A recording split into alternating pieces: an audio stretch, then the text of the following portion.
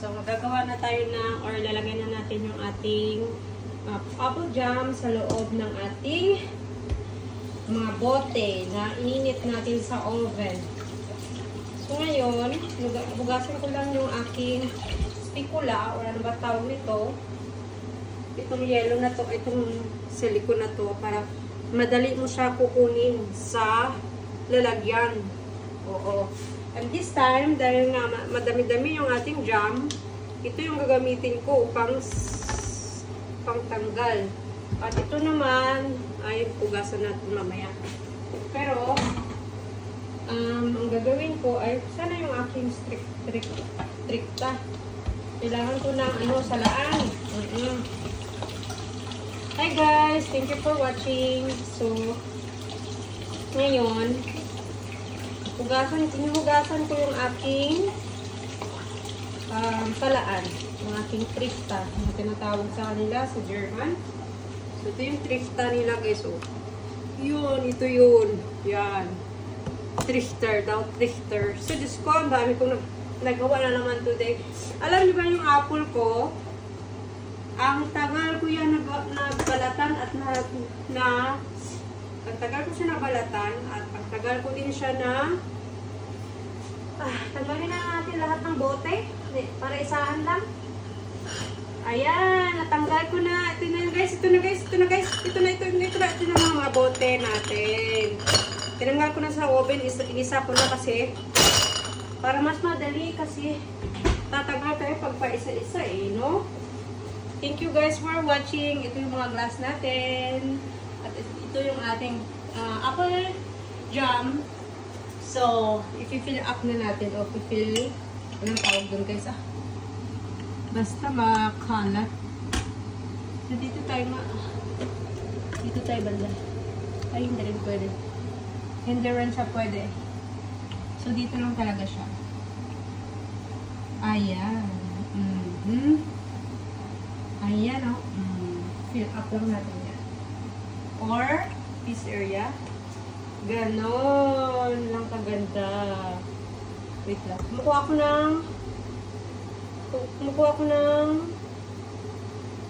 ayan lang guys. Ayan lang. So, okay. Next level. So, sana dito malaglag. Good luck to me. Good luck to me guys. Lalagay na natin dito sa bote yung ating apple jam. So, dapat malinis yung bote. Your bottles. It's already clean and sterilized. You can also cook your glass to your specific ideas. Or you can cook your glass in a boiling water, but me, I used to warm in the oven. So, ikot lang natin to kasi mainit. Kailangan, ganyan natin. Oh! Ganyan din siya ba? Ayan, next. Kailangan daw kasi sarado agad yung bote para mainit sa loob. Mainit kasi sa loob eh. So, ayun guys, sobrang excited ako sa result today. Pinagpuyatan ko to guys, grabe yung effort ko. Oo. Dito muna tayo sa isa.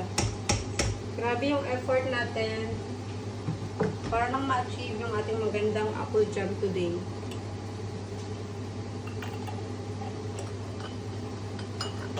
Ayan, nanginginig na ang kamay ko.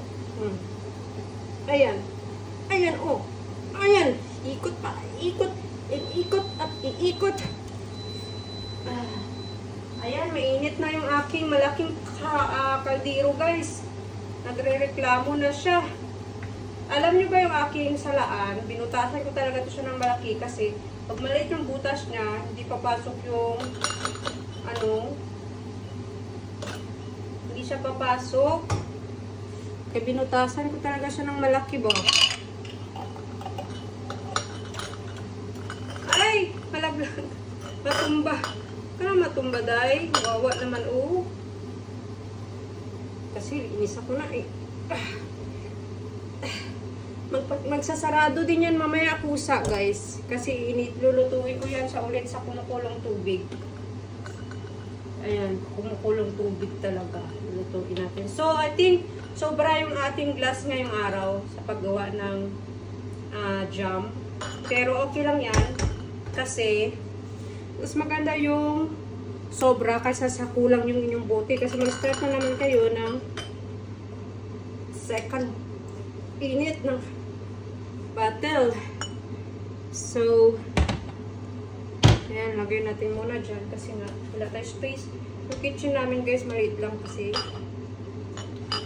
Ayun, maliit lang siya. It's very small. We have a small kitchen. That's why. Ayan. I think okay na siya. Dito na tayo sa takip. Saan yung takip niya? Yun. So, hindi ko siya masyado pinupuno kasi ayoko siyang punuin. Kasi para magkasya yung ating bote, para malagyan natin lahat. Ayan. Sobrang ganda na texture ng aking apple jam. Just pwede nyo ito kainin for about natin. Ayan. Pwede nyo siyang kainin. Wait lang. Pagdala ko yung camera ko.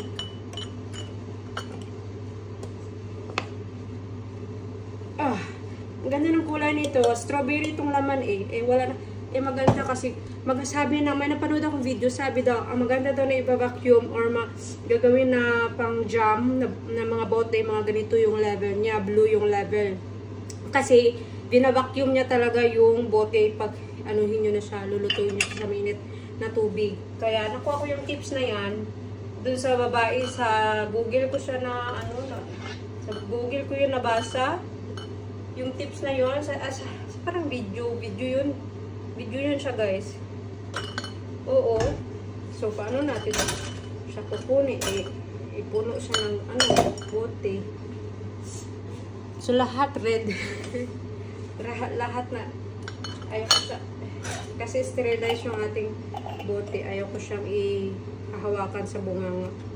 Kasi, para wala siya talagang germs na papasok. Mamaya guys, pakita ko sa inyo yung pag naubos na natin siya. Pakita ko sa inyo guys ha. Ayan. Grabe pinagpuyatan ko to talaga ha. Grabe effort nito guys. Sobra. Oo. Ayan, meron pa natira. Kasya kaya yan sa dyan.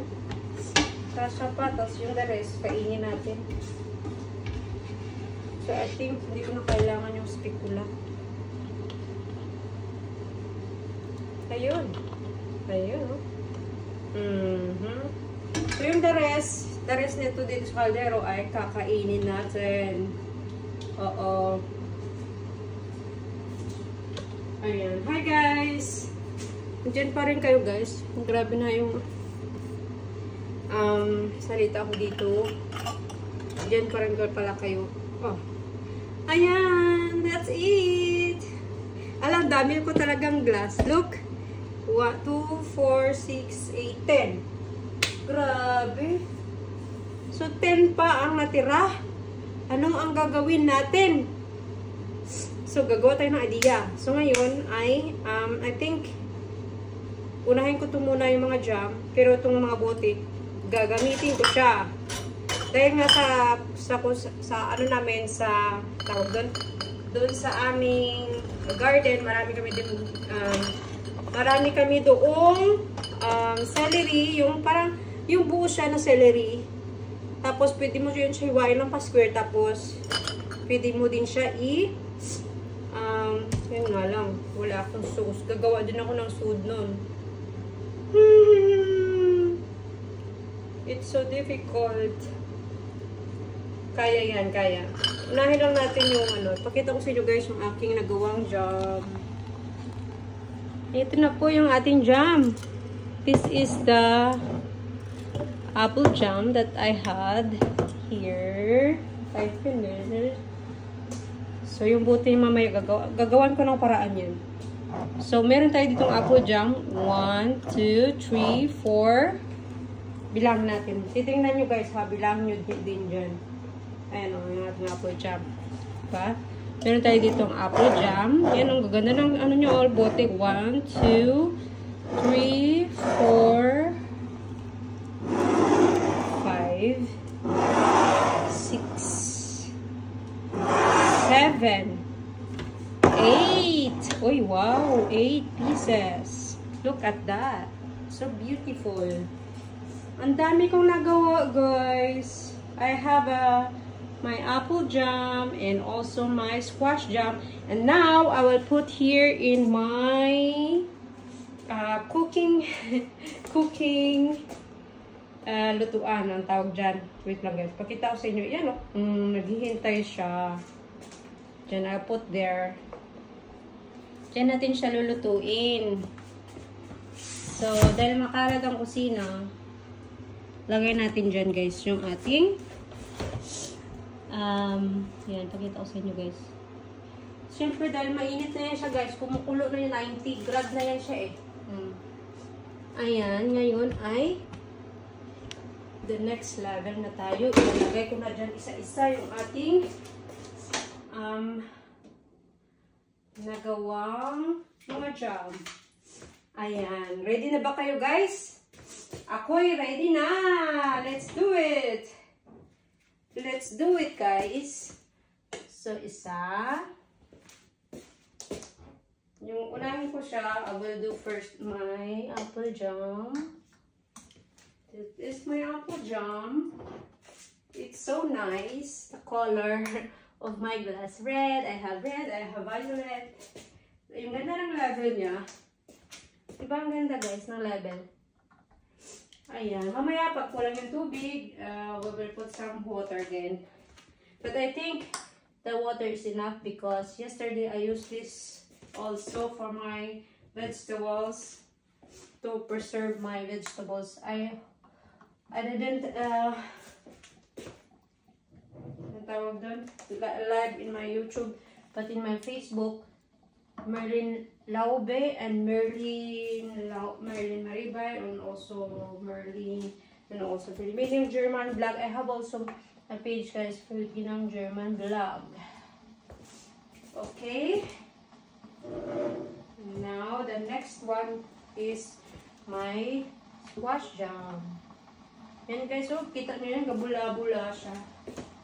So makikita nyo yung pagkakaiba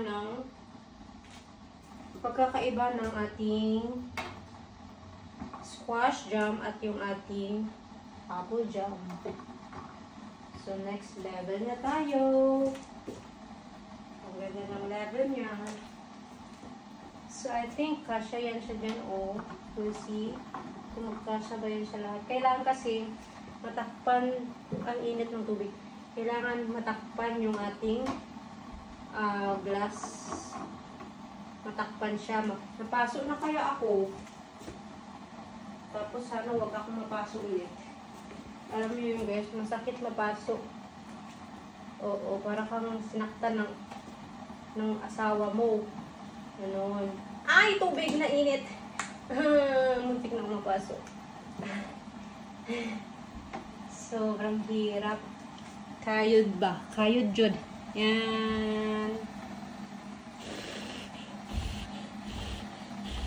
Yan guys, ang ganda. Actually, I love it. Kita nyo yan guys. So, ito yung ilalagay ko. Or, hindi ko na lang siya ilalagay dyan kasi kumukuha lang siya ng space. Kunti lang naman yung laman niya. So, lagay ko to sa ref kasi kakainin ko to bukas. Kakainin ko sa partner ko sa bread. So, meron na akong squash jam. So, super, I love it. Ay, Diyos ko, nasunog na naman tayo. So, ayan guys. Ngayon, tatakpan na natin yung ating kalderong niluluto. Okay na yan. So, maglagay ako ng timer. Baka, I think, sa 90 grad yung init niyan. For about 1 hour lang muna. Pero gagawin ko kasi yan mga 2 hours para tatagal talaga yung ating jam. Thank you guys for watching. Bye!